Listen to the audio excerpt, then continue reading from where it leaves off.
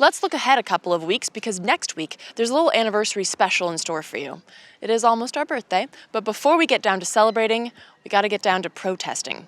On March 2nd, the Center for Reproductive Rights is hosting a rally at the Supreme Court, where on that day, oral arguments will be heard in the case of Whole Women's Health versus Hellerstedt.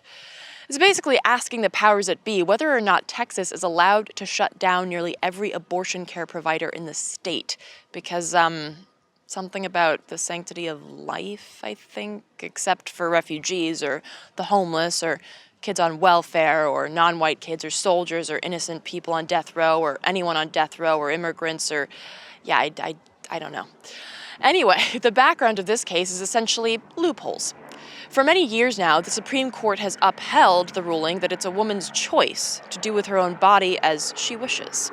Texas, and in fact several other states, are avoiding this pesky little detail by passing laws like HB 2. These place millions of dollars worth of unnecessary and random requirements on women's health clinics that offer abortions.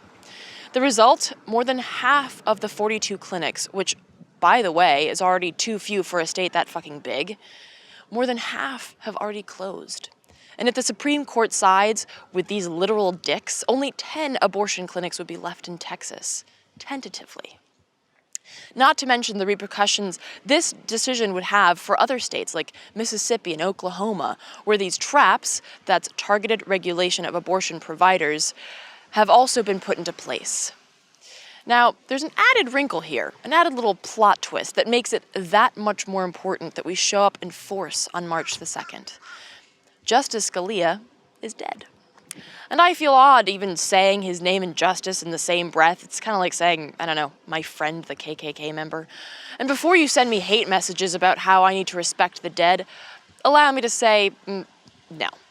I only respect the memory of the dead when I respected the living human being that they were. Respecting the dead just to respect the dead makes as much sense as being pro-life and pro-war. Scalia was a racist, bigoted, sexist piece of shit. And if you need proof of that, Google that shit.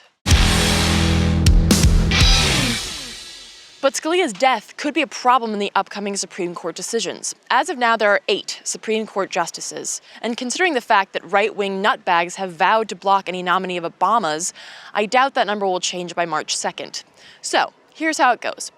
If the court decides to vote on this case and there's a clear majority either way, fine.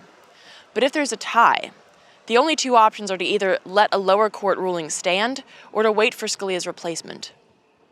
And in this case, letting the lower court's ruling stand would be like letting Scalia live on from beyond the grave.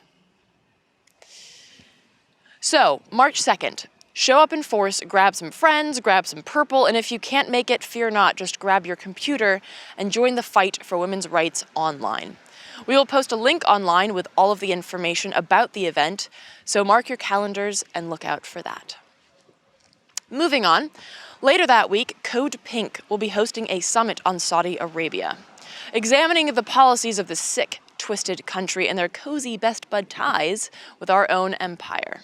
The summit will bring together scholars, activists, lawyers, writers, journalists, and more to foment powerful and pointed discussion, planning, and action in the name of peace and justice.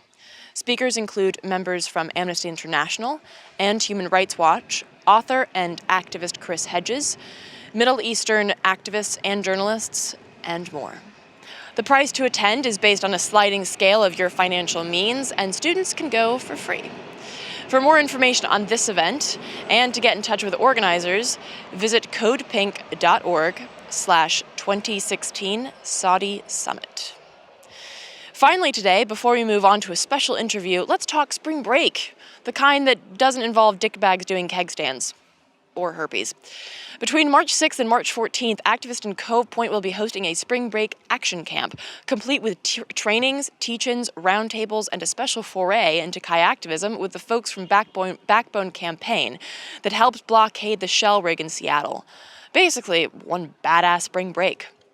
You're by the water, you're with friends, you just don't have to deal with asshats or herpes. Registration is open, and anyone who isn't a cop or a corporate tool is welcome to attend, regardless of how much activism experience you already have.